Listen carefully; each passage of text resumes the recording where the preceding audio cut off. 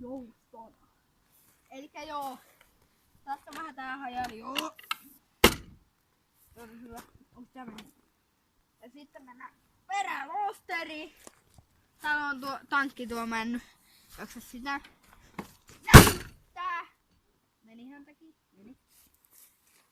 Ja mennään sisäpuolelle.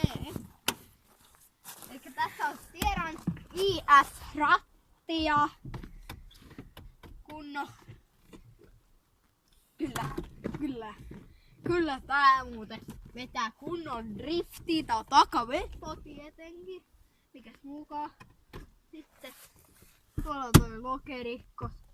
Tuossa jää vaikka tohon.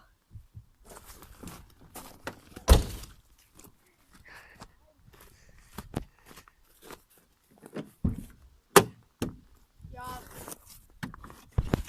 tässä on joku huono. Eikä joo, tässä on MTX:n sarja. Ja tässä on joku huono, joku mankka, en tiedä mikä. Tuossa on vaihdekeppi, elikkä.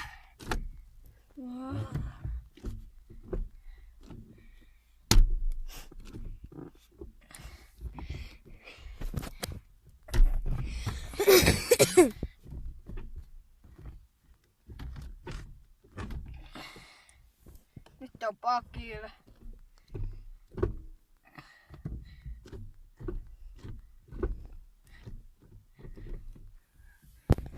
Joo, nyt mennään konehuoneista. Oh joo, okei. Okay. No niin.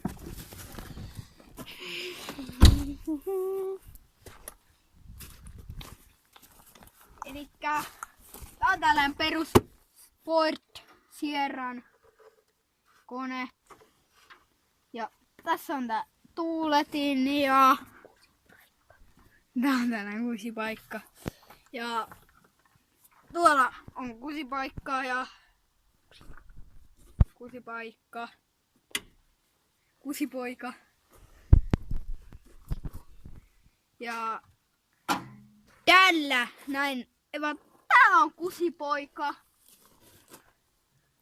Sitten tää on tällainen turbo